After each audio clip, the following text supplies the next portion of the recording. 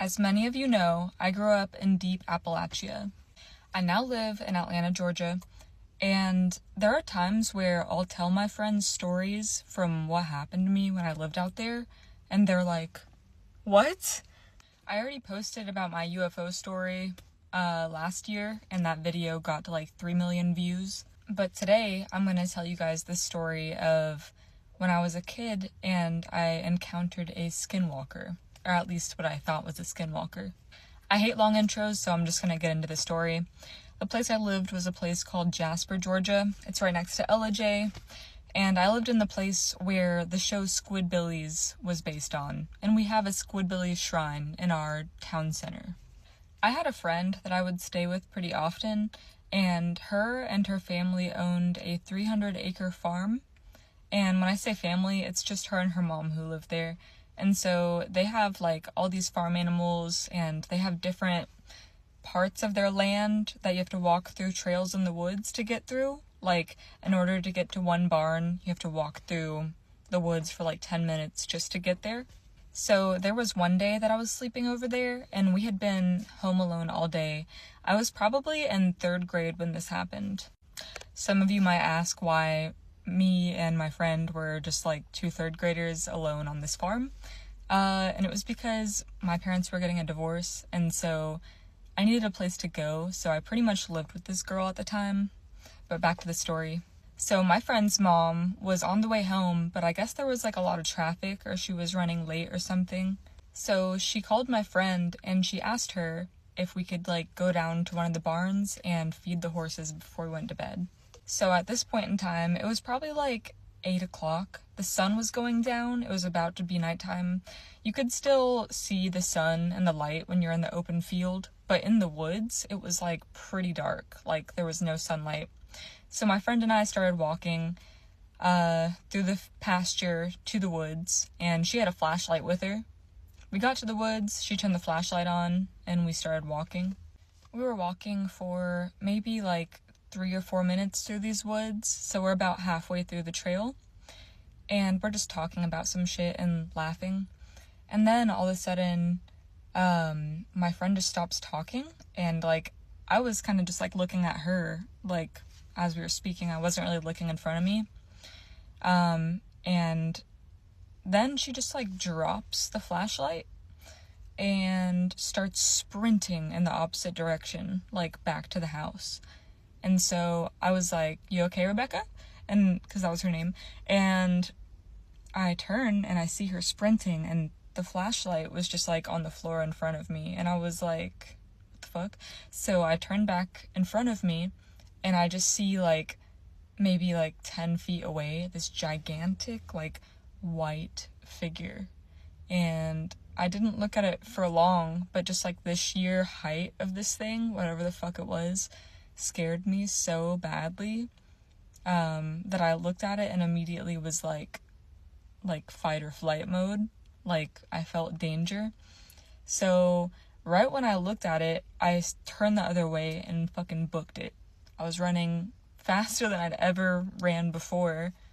So fast that I passed my friend, and I was like running and pissing my pants at the same time. Like that's how fucking scary it was.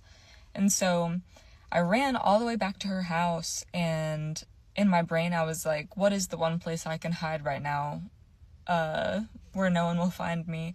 And the only thing I could think of was like, I just ran to the laundry room and I got in the dryer. And so I was just sitting in the dryer, and it was like one of those old school dryers. It wasn't like plastic clear cover. So it was just like a white door that closes it from the front. And so I was just in there. I was like curled up in a ball, and I waited like, I don't know, what seemed like 15-20 minutes. I was just in there covered in piss.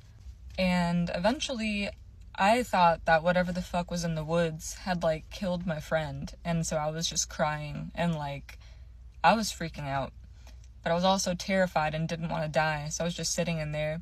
And then eventually my friend walks through the door, and I can tell that she's crying, and she's like hyperventilating. She's like like I hear that. And so I opened the dryer, and she's like scared when I open it, obviously. And I was just like also crying, and we hug each other, and I was like, where did you go? And so she told me that she had ran and she got into like this trailer that was kind of near the house because it was the only place she could think of to hide. And so we were both hiding, and I guess she just like mustered up the courage to run to the main house. And so we were both just like trying to explain what we saw and like put together whatever the fuck that was. And this was like 2008, maybe 2009. So I think I was like 12 or something when this happened, but this was way before like creepypasta or like any of these stories were like even around, so we couldn't even put a name to like what the fuck we saw out there. And so when her mom finally got home, we tried to explain what just happened, and she just like dismissed us, and she was like, you girls are just like overreacting. You guys saw a bear or like a deer or something, which is still terrifying if we saw a bear, but it definitely was not a bear because this thing was like pure white. And in the dark, it's like the only thing you can really see is like if there's someone standing in front of you with a white t-shirt, like you're gonna see that. But this thing was completely white, and that's all I remember is just like this gigantic, like 7 or 8 foot tall thing just like standing right in front of me, staring at me. And so I'm not friends with this girl anymore. I haven't talked to her in probably like 15 years. But I just remember that story, and I remember being so scared that I pissed myself. And the only thing I could think of that being is like a skinwalker. So maybe that is a skinwalker. But yeah, I hope you guys enjoyed that story. I've never told that on here, so I hope you guys were entertained and enjoyed it, and maybe got scared. But anyways, later this week I'm going to post another story about the Appalachian feral people, because I think I also had an experience with that when I was younger. There was a lot of weird shit that happened. But yeah, thank you guys. Welcome back to Confessions with Jordan, where I take anonymous submitted confessions of stories that are untold and unbelievable that have never been told to a soul. The stories range from traumatic, dark, embarrassing, medical, and scary. Today's story is scary for real. I actually spoke with the submitter on the phone and was writing down the things as he was telling me the story. And based on his recount of the story, I believe him. You can tell me what you think. I believe him. So anyways, here we go. This is my experience with a skinwalker. My name is Joshua, and I was working a summer job on a ranch in northern Arizona, way out there where there was nothing but open desert and fence lines. The ranch hand I stayed with was not very talkative, but he was strict about never going outside at night. At first he said it was because of coyotes, and then one evening before he walked off, he added, "and things that try to talk to you." I laughed it off. He did not laugh with me. I must say the man was not known to be funny, so I figured he was just trying to scare me. The first few nights were normal enough. Cattle moving, mooing, wind, coyotes in the distance. But on the fourth night, I woke up around 2 a.m. because the dogs were going absolutely insane barking outside. I stepped outside with a flashlight, thinking that a coyote was coming for one of the cattle or something. I saw the ranch hand was already standing there, out in the front of the yard near the fence line, standing completely still, back to me, not moving. I called to him and said, "Hey, what is it? What's wrong?" And he didn't look at me. He just said, "Don't shine the light too far out." I did it anyways, because I'm a 19-year-old boy and that's what I do. At first, I didn't see anything, just desert and brush, until I noticed movement along the tree line, maybe 80 to 100 yards out. It didn't really move like an animal, although I thought it would be an animal at first, but it was upright, but wrong, stiff in some places, too wiggly in other places. Imagine a bobblehead. I asked him again what it was, and he said, very quietly, "Go inside." But I kept looking, not believing what I was seeing and wanting to be involved. And then it stopped moving entirely. It was facing away from us. Me and the ranch hand just stood watching. And then it started to walk backwards in our direction. Ugh. That was when the dogs went completely silent. I couldn't make out the details of the thing walking backwards yet because it was still too far away. My flashlight was not that strong, just the outline and the movement. The ranch hand grabbed my arm and pulled me back into the house. We both locked the door behind us and shut off the lights. We sat in the dark for a while. There was nothing, just silence, until I heard some movement outside again. My stomach dropped. Then a voice called my name just one time, and it sounded exactly like the ranch hand. Same tone, and it was right outside the window, except the ranch hand was sitting next to me. The ranch hand leaned in and told me not to respond, and then he stood up without saying anything, walked into the back room, leaving me alone, only to come back holding a rifle and a small lantern, told me to stay inside. I watched through the front curtain as he walked outside into the yard, raised the lantern, and stood there in the dark for over 5 minutes, until I saw a flash of movement at the fence line again.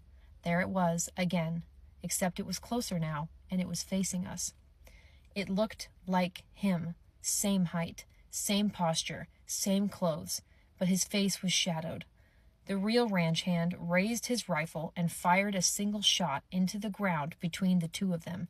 The thing did not react, and after about 60 seconds, it backed away into the dark, without turning. The ranch hand came back inside and sat down, and finally said, "If you respond, it will learn your voice." We didn't sleep at all that night, and the next morning I asked him to drive me back in town, and he did, in silence, and I never went back. That he was recounting this to me over the phone, when I tell you that I was, like, heaving with, like, prickly nervousness, like, it was so scary. If you'd like to send a story, my email is in my bio, or you can message me on TikTok. See you guys next week. This is a story about the time my brother saw a skinwalker and didn't react like a normal person would. I grew up in a haunted house, and I tell stories of things that happened to me and my family members and friends, and this is the story about my brother and the night that a skinwalker was in his yard. It's important to know that I overreact and my brother completely underreacts. He calls me, he's just very chill, and he said, "Hey, I just saw the weirdest thing in my yard. I'm going to tell you about it, and you tell me what you think."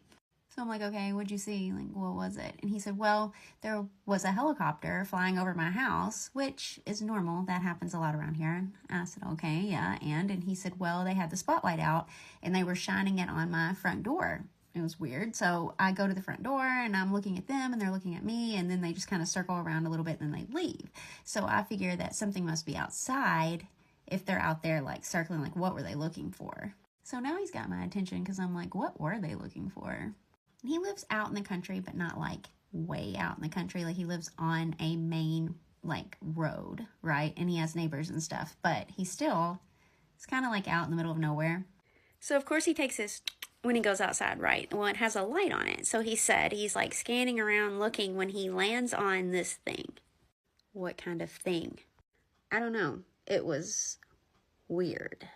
Just that sentence alone already had me on high alert, because for Grant to say something's weird, and I knew it was about to be really weird. So he starts to describe it. So when the light hits it, it's on all fours, right? But it has glowing eyes, and its face looked like a human face, kind of. And it had no hair on it, and it was this slick, wet looking thing. Me being me that knows everything about ghosts and paranormal and weird stuff, I immediately knew what he was talking about. Go on. So I'm looking at it. It's looking at me. But then it stands up. Stands up? Stood up? Yeah, it stands up like a person. And its front arms were long. And it's gaunt looking. And then it turns, runs, and jumps the neighbor's fence. That fence is 15, 20 feet tall? Yeah, and it was 7, 8 feet tall. What do you think that was? Just very nonchalant. So I yell into the phone, "Oh my God, you saw a skinwalker." What's that? What'd you say it was? A skinwalker? What's a skinwalker? Before I send you a picture of it, I'm going to need you to draw it for me. Draw it, send it to me, and I'll send you what it looks like. Let's send it at the same time, because I want to see if if it's what I think it is. My brother is super artistic, so I give him a second and he draws this and sends it to me. So he said this is what it started out as. And then it stood up to this. So then I send him this. I send him this and he says, yeah, that's it. That's what it is. Huh? That's all you got to say to that? Well, I mean, that's weird. I've never heard of that. Huh, how about that? All right, well, I'm going to bed. And he hung up. This is the first time that I've received a story coming from Appalachia, and it's horrifying. I've only told this story to my close friends, and I've never dared to post it on the internet because I know how people online can be. But honestly, if somebody else told me this story, I'd probably try to rationalize it too. But this happened to me last year, and it still freaks me out to think about. I live in a small town in the Appalachian Mountains, and there's a trail behind my neighborhood that leads pretty far back into the woods. It's not an isolated horror movie type place either. People hike there all the time during the day. I've walked it since middle school. At the time that this happened, I was going through a really rough patch mentally. I had just gotten out of a long relationship and there was a bunch of family stuff happening at home too. One night, I remember sitting in my room crying harder than I had in years. Not trying to be dramatic, just genuinely overwhelmed. It was late and everybody else in the house was asleep, so I was trying to stay quiet. The only weird thing that happened that night was with my dog. He kept staring toward my bedroom window and whining. At one point, I actually checked outside because he was acting so strange, but I didn't see anything. The next evening, I decided to go for a walk because I'd been stuck in the house for days and I needed to clear my head. It was already getting close to dark, but I wasn't really thinking about it. I was maybe 20 minutes into my walk when I heard somebody crying somewhere off in the woods. At first, I honestly thought it was another hiker or maybe somebody got hurt. The crying sounded far away, but clear enough that I could hear it between everything else. Then I noticed it sounded weirdly familiar. I know this part sounds stupid, but it sounded almost identical to the way that I had been crying the night before. It was the same uneven breathing and everything. I kind of just stood there listening because my brain was trying to make sense of it. The second I stopped walking, the crying stopped too. That was the moment that I got uncomfortable. A few seconds later, I heard movement off to my left in the trees. I remember calling out something like, "Hello?" thinking maybe somebody was actually there, but there was no answer. Then I heard what sounded like somebody trying to stifle laughter. At that point, I started walking back the direction I came from because the whole thing suddenly felt wrong. The footsteps started moving too, staying somewhere in the woods beside me. I still couldn't actually see anyone, which honestly made it worse. Then I heard the crying again, except it was closer this time, and mixed into it was the sound of laughter. I know people are gonna say it was probably an animal, but I've lived around these woods my entire life. I know what coyotes sound like. I know that foxes make weird screaming noises. This didn't sound like either of those. It sounded human enough to make my skin crawl.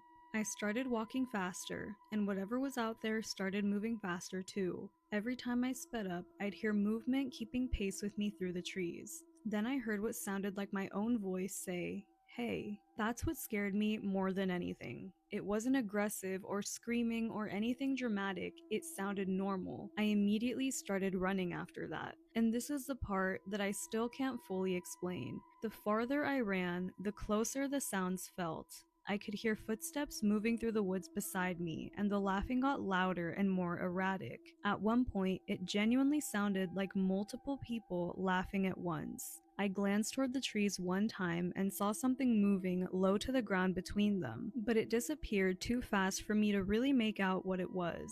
It could have been an animal. It could have been my eyes playing tricks on me because I was panicking. I honestly don't know. I just know I ran the entire way back home. When I got inside, my dog immediately started barking toward the backyard, which he almost never does. I shut all the blinds and tried convincing myself I'd worked myself into a panic over normal sounds in the woods. But later that night, while I was laying in bed, I heard what sounded like somebody crying outside for maybe 5 seconds before it suddenly turned into laughing. I didn't look outside. Maybe there's a logical explanation for all of this. Maybe somebody was messing with me somehow. Even now, I refuse to walk that trail once it starts getting dark. Let's read some scary stories about skinwalkers. Yes, I'm going to say the word for the video. That being said, I claim no negative energy from these stories, from this video. Yes, I have the lights on. I have the volume on the TV on just for some background noise. Anyway, I found some stories on Reddit, and the last one is probably the best one. My grandmother on my mother's side has always been very superstitious. For lack of a better word, she's not religious, but she does believe in a lot of paranormal stuff. Her mother was full-blooded Navajo and her father was Irish. Either way, she'd never been anywhere east of Montana and she grew up in Nevada. One year when I was in grade school, we went to visit her. Most of the visit was pretty uneventful, typically boring old people stuff, except she always kept her curtains drawn shut and would always peek out the window, and when someone asked what she was doing, she would simply reply, "Yenel Delushi is watching me."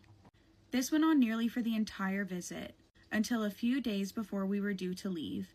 My grandma and my baby brother were in the front yard that evening, planting flowers, when all of a sudden, my grandmother starts shouting at my baby brother, "Stay away from that creature, it's not safe." Of course, being in Nevada, we all assumed that my baby brother found a scorpion or a rattlesnake, so we all run outside to see my grandmother clutching my little brother and shaking in terror against the side of the house. Standing out in the yard was a large black Great Dane-sized dog. It was staring at my grandmother with intensity I'd never seen before. It looked up at us, gave a little huff, and bounded off. I don't remember if it moved unusually fast or not, but do remember it had really deep yellow eyes. When my mother asked my grandmother what had happened, she kept repeating, "The Yenel Delushi has found me." She moved a couple weeks after that. So this happened about 12 years ago. My family owns a farm in the heart of an Indian reservation. One winter, I was home for Christmas taking care of the farm while my parents were away Christmas shopping. As I was home by myself, and way late in the night, I hear all the cows start freaking out. I knew it had to be the wild dogs that are rampant in the area, so I throw on some boots and head out to the field. This was a perfect scenario for a horror movie. It was cloudy, but there was a full moon, and it was breaking through the clouds just right to light up all of the snow. I ran out into the middle of the field. Just in time, I see two dogs. They were standing up facing each other and fighting. So I pump a shell into the chamber of my 12 gauge, and then it happened. The two dogs heard the rack. They both stopped, looked over at me, and ran away on their back legs. Immediately I froze, and every ghost story about skinwalkers and all the other native legends I grew up with flew through my mind. This didn't happen to me, but happened to my uncle. He is Mexican and Native American. This happened in the Mojave Desert in Southern California. He was driving around with his girlfriend late at night and they saw something that looked like a huge black dog on the side of the road. He slowed down and the dog began crossing the road. Instead of walking like a normal dog would, this thing moved like a toy rocking horse.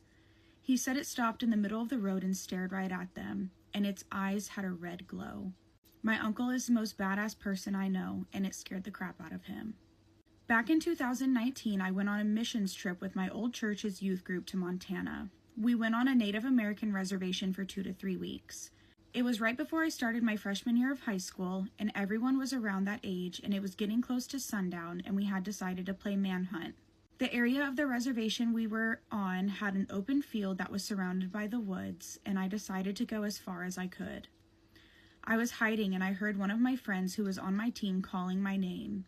And it sounded far away, but in the opposite direction of our camp setup. So I started going towards them, and I kept hearing it, but it constantly sounded further away. I kept going until I saw a decrepit deer. I was about 150 yards away from our camp at this point, and turned around and booked it without looking back. By the time I got back to camp, I saw everyone chilling, doing their own thing, and I went up to the person who I heard calling me, and they said that they had stopped playing 10 minutes before I came back. And they just thought I was in the bathroom at one of the porta potties the whole time. I had an old friend who was a skeptic, but for whatever reason, he seemed to believe in skinwalkers. Turned out, he lived in a pretty big hotspot for them as a kid and had other childhood friends who had extreme experiences. I had gone over to his place relatively late one night, and we got to talking about creepy shit. He mentioned that one of his childhood friends couldn't mention the word, or she would apparently start vomiting without fail. I thought nothing of it and moved the conversation along. Around 2 to 3 a.m., he wanted to go smoke by the river near his apartments. At one point, he's talking about something traumatic and starts to sing for whatever reason. Meanwhile, I'm looking across this river towards the other side of the street and see a giant dog running down the path with no owner and no collar. I tell my friend and he sees it too. It looks at us and suddenly shifted into what looked like a hairless dog, and then into a mountain lion with bent legs, and then into a fully shaped naked person on all fours, but its face was completely mangled. We both started running back to the apartments, and we watched this thing track us through the bushes with glowing eyes and the cracking of branches. We got back to the apartment and we were absolutely floored and shaken up. Bro had no idea how to process it, especially since he was high. One of the creepiest things I've seen for a while, and I'll never forget it. I'm scared now. Fear of skinwalkers didn't fade after 1878. It went underground. It became something you just don't talk about unless you encounter one yourself. Which brings us to a family driving through Arizona one night in 2019. Let's call them the Martins. Tom and Sarah, both in their 40s with 2 kids, Emma, 12, and Jake, 8. They'd been visiting relatives on the Navajo reservation. The visit was perfect, but they decided to stay an extra day and drive home Sunday evening. Sarah's aunt tried to convince them to leave Monday morning. The roads are hard to navigate at night, she said. Something in her voice made Sarah hesitate, but Tom had an early meeting. So they left around 5 p.m. The sun set around 6:30. The interstate stretched ahead, empty and dark. Around 8 p.m., they passed a small town with a gas station. Sarah suggested stopping, but the kids were finally asleep. So they agreed to stop at the next town, but there wasn't one. Sarah fell asleep around 9 p.m. Tom turned on country music and settled in for the long drive. Then he started feeling uneasy, a wrongness he just couldn't explain. He turned off the radio, cracked the window, and he listened. That is when he saw them. At first, he thought it was an animal. His headlights caught something pale by the roadside, but it definitely wasn't an animal. 2 children, a boy, a girl, maybe 7 or 8, standing by the road, holding hands. And they wore old-fashioned white clothes, a high-collared dress, a button-up skirt, like something from an ancient photograph. So Tom slowed down. 2 kids, alone on a highway at night, they must need help. But as he got closer, something made him stop cold. The children weren't moving. They weren't gesturing for help. They were definitely not looking around. They were just standing there, perfectly still, and facing him. As he got closer, he could see their faces. And they were smiling, wide, way too wide, and their faces contorted in ways that looked painful, and they weren't even blinking. And Sarah woke up, and she also saw them. She looked at the children, and something hit her like a physical force, a wave of primal terror she had never felt before. "Don't stop," she said. "What? Sarah, they're just kids." "Those are not children. Drive now." Tom looked at his wife. In 15 years of marriage, he'd never seen that expression on her face. So he pressed the accelerator. 40, 50, 60. As they passed the children, both Tom and Sarah turned to look. And what they saw would stay with them forever. The children's heads turned to follow the car, but the bodies stayed facing forward. And their heads rotated slowly and smoothly past any point where bones should snap. Where a human body should simply stop. Their necks twisted, tracking the car as it passed. And their eyes were completely black, totally empty, like looking into a void. Sarah screamed. Tom floored it 60, 70, 80 miles per hour. Sarah turned to look through the back window. The children had dropped on all fours, and they were running after the car, not like any human. They moved like animals, limbs bent, bodies low, movements jerky, and they were gaining. By means of it, it goes on all fours, the literal meaning of yin out lushi. And one of them laughed, a high-pitched cackle that cut through even the roar of the engine. The two were terrified. Tom pushed past 90. The car shook. In one mirror, one creature was right behind them, 3 feet away, reaching out with fingers too long, stretching toward the bumper. Then he saw lights, a gas station. He pushed past 100. They finally made it, and when they looked back, the children were gone. Tom got out on shaky legs and looked at the rear bumper. 4 long gashes in the metal, like something with claws had raked across it. A Navajo gas station attendant in his 60s walked over. He looked at Tom, at the scratches, at Sarah's pale face through the window. "You saw something on the road," he said, and it wasn't a question. Tom couldn't speak. The attendant, he just nodded. "Don't talk about it. Not tonight. Go home, pray, light some sage." He paused. Some things don't like being seen, and they like it even less when they don't catch what they're chasing. They drove home in silence. In the weeks that followed, their daughter Emma had nightmares every night, something pale at the foot of her bed. And Jake, their son, became terrified of the dark. Tom had panic attacks. Sarah stopped sleeping through the night. And they never drove through that part of Arizona again. Good morning, it's 5 a.m. Let me tell you a very scary story about how I was stalked by what I think was a Skinwalker. This isn't a funny story. This isn't anything like the Sharon Tate story. This is something I've never publicly talked about, and to this day, I just still can't explain. So, where I used to live when I was a little boy was an area of Temecula known as Duluth. It's this like hilly, mountainous area that sort of overlooks the Temecula Basin. And Duluth is surrounded by oak and avocado groves. So it's dark, and there's like all these like kind of gullies and canyons and stuff like that. And my brother and I would explore them on our bikes. But even before then, I have lived in Duluth twice in my life.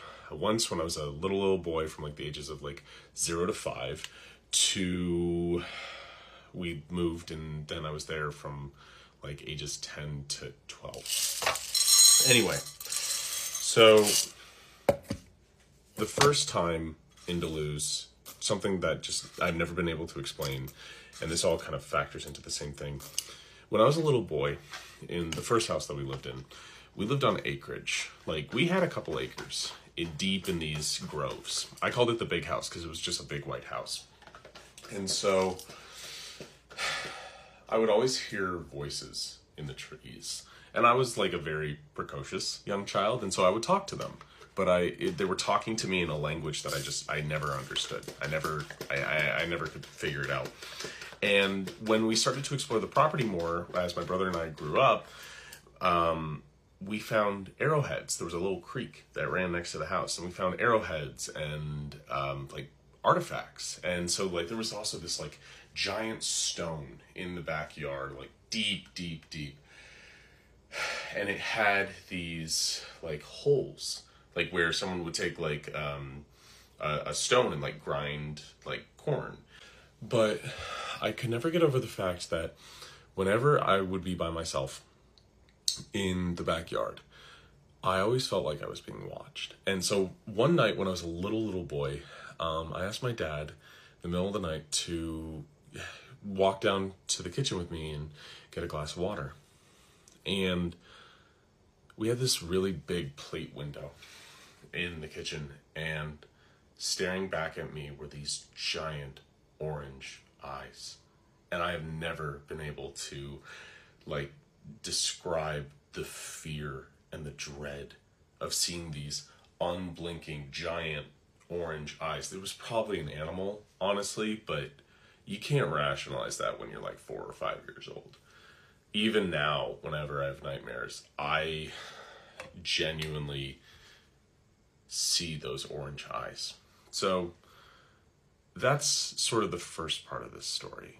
Just setting up of like, Duluth has a very ancient, weird energy that I can't explain. Second time that we moved to Duluth was the time that I am still just terrified to even talk about publicly. Let me grind this coffee 1 second. So after my father passes away, my mom and my brother moved back to Temecula. We find another house in the Duluth area because it's just where we know. And it's a pretty cool property.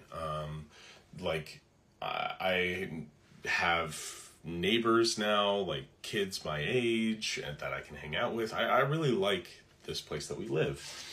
And so one day, my brother and I are riding around on our bikes, and we find this area kind of near our house where there were supposed to be some other houses built.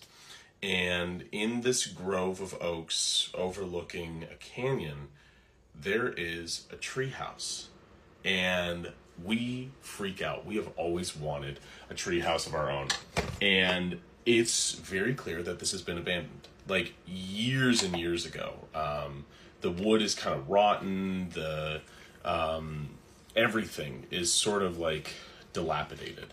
And the thing with that is there's a lot of rust. And so like you can already smell this like very like tangy, rusty smell in the air. And so we then say, this is our treehouse. No one's clearly using it, so let's make it ours. And we go back to the house and we start getting tools. We start working on this. And whenever we have neighbor friends over, we go work on the treehouse. It was basically like mom would take us to Home Depot. We'd get a couple 2x4s, some nails, and start hammering it in. And so about a month later, my brother Chase and my mom go on a field trip to Sacramento because that was the big trip at the time. And so I'm staying with some neighbor friends and their son, Taylor. And I get on my bike one day after school and I'm like, hey, I'm going to go ride my bike. And they're like, oh, where are you going to go? And I said, oh, the treehouse. And the mom is like, what treehouse? So I'm like, oh, you know, the one that's like up Sunset Terrace. And she's like, honey, don't go there. I was like, why? And she's like, just don't go there, please. I'm like, okay, this is weird. So I went there because I'm dumb. And when I get there, there's a kid. There's a kid just working on the treehouse. And I've never seen him before. And so I'm like, hey, hello. And he like waves back. And so I come up and I'm like, hi, I'm Hunter. What's your name? And he says, I'm working on the treehouse. I'm like, yeah, I see that. That's cool. Is this yours? And he's like, no, I like it though. I'm like, okay. So he's giving like fairly short one-word answers. And the thing that I'm noticing now is that rusty smell from before is heightened. It is a lot more intense. Like it is like this rust. It's like blood and rust. It's a very metallic smell. And I'm starting to get pretty queasy, like really off-putted. And it's getting to the point where I'm almost about to throw up. And this kid is just like, he's working on the treehouse, but it's almost as if like he's acting out working on the treehouse. Like he's not actually doing anything. And so I'm trying to get like asking more questions, like where he lives. And he's only really giving one-word answers if he gives answers at all. And I'm just starting to feel weird and my stomach feels sick from the smell. And I'm like, hey, I'm actually going to go. He's like, I know, you're going to go now. I'm like, okay. And so I'm like, well, I'll see you later. Still don't have his name. And I get on my bike and I ride away and I like look back and he's then standing in the field, like standing where these houses were supposed to be built. Later that night, I can't sleep. Like, I can't sleep at all. And I feel this like need to like look out the window. And there's this kid standing at the top of the driveway. I'm like, genuinely, like, all the hair is like standing on my hand. He's like standing in the driveway and it's clearly this kid, but it's as if this kid is like crooked. It's literally like he's looking like this. He's just standing there. And I like blink and like I close the blinds. And I can feel, like, when you feel someone's presence like coming up to a window, you know they're there. And I could not sleep that entire night because I felt that presence at that window. And like right before, in the morning, it was a Friday. And so I just had to check for myself. And I went outside before we left for school and I looked. And there were like these weird misshapen, like, it looked like a footprint, but it was almost as if it was like made by an animal. It was just standing in front of that window. I can't explain it. This is what happened. Believe me if you want. I think I was stalked by a skinwalker.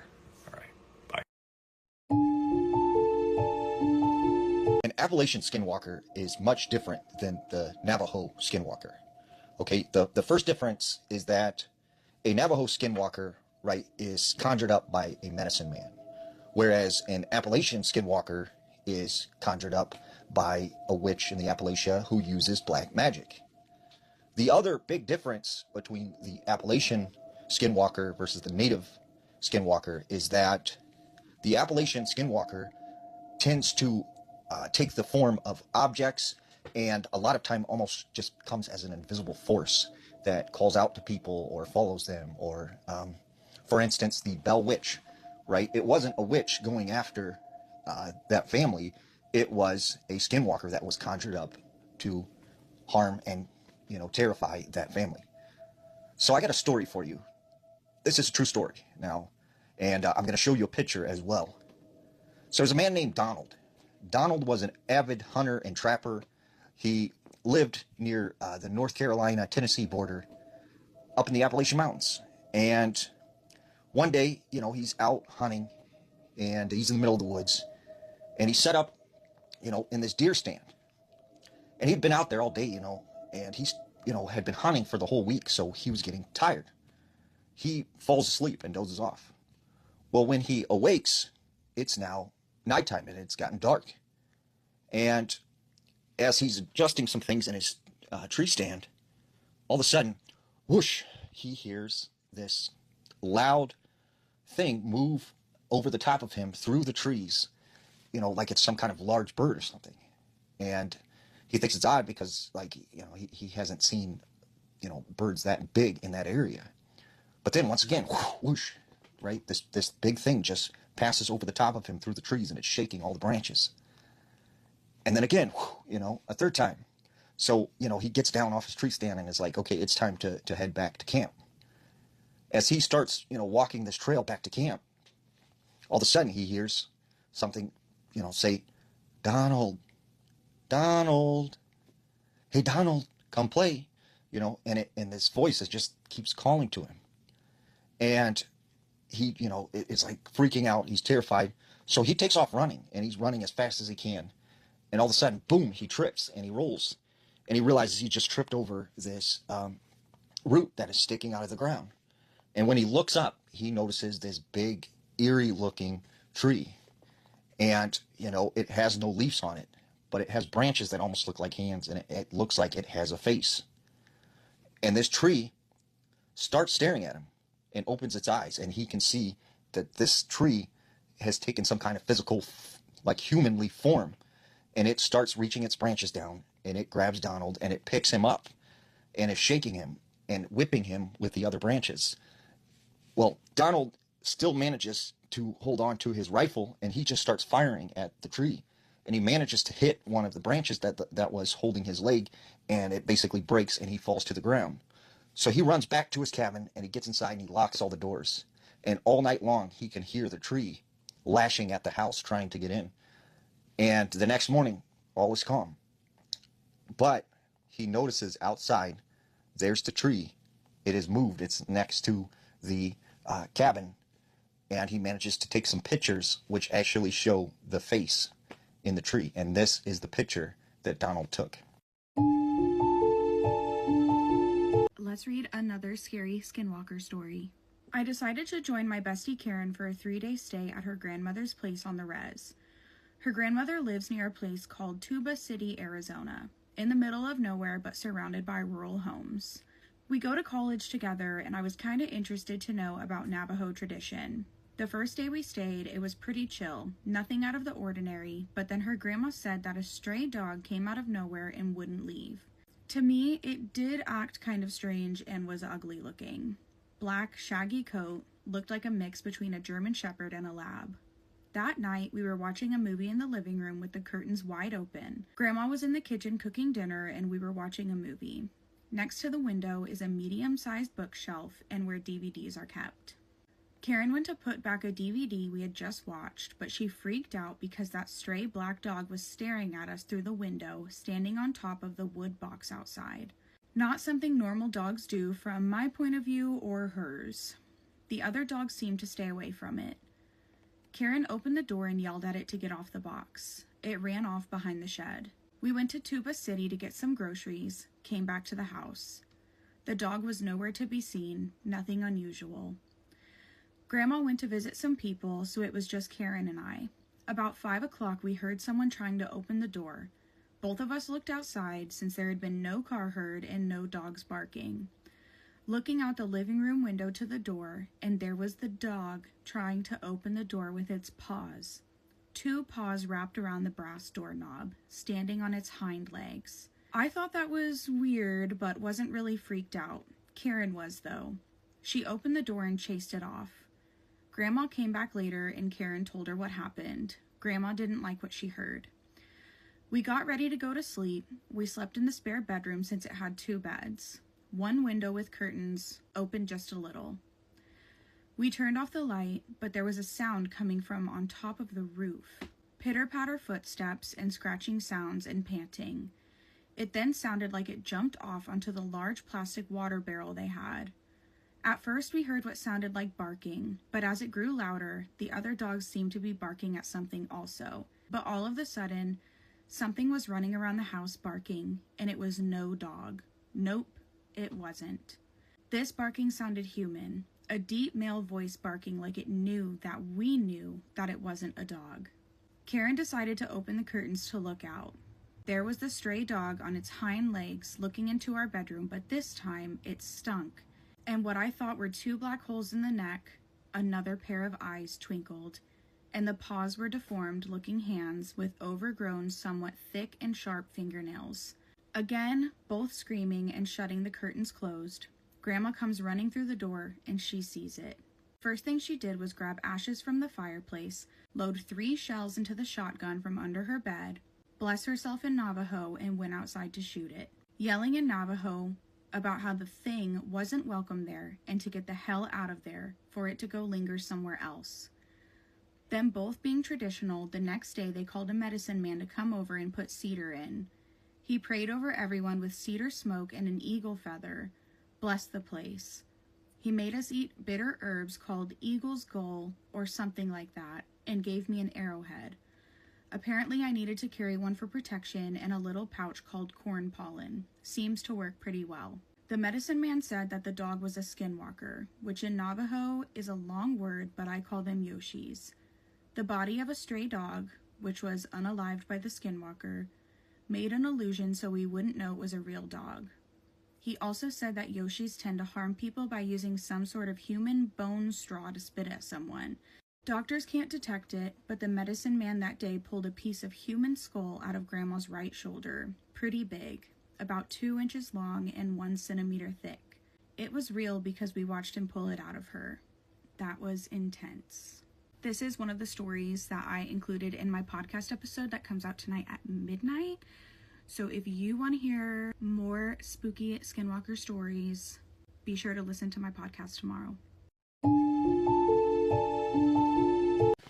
There's one word you should never say. Absolutely never ever say the word Skinwalker. Because when you say this word, you are sending up a beacon to say, hey, I'm here. And you are inviting this thing, right, to come after you. Even thinking about it, even watching videos about it, can bring it about. And that's why a lot of Native American cultures, if you ask them questions about it, they don't talk about it at all. They want to forget about it, that even happened. I've heard that the reason it doesn't like you to say that word is because you are essentially calling it what it is. And by acknowledging and saying its name, you are, right, telling it that it is evil, right? I heard this story. There was a man, and he was driving down this highway one night. Now, he didn't believe in any kind of legend or lore. And so he's on the phone with a friend, and he's talking to him, and he mentions the word. And his friend's like, oh, no, man, you're not supposed to say that. Don't you know that? And he's like, oh, man, that's just a myth. Like, that's not true. And as he's driving down this road, he slams on his brakes because he sees something on the side of the road, like kind of going out into the road. When he looks closely, he sees it's some kind of like coyote. And he said as he got a better look at the coyote, he could see that it had yellow eyes. So that kind of freaked him out a little bit, and he kind of just drives around this thing. And he starts slowly going, watching it in its mirror to see what it does. Well, it starts running after his car, and he starts speeding, and he's going as fast as he can. And this thing is chasing him and keeping up with his vehicle. Well, he thinks he's finally lost it because he doesn't see it anymore. And he thinks, oh, it's gone. I'm all right.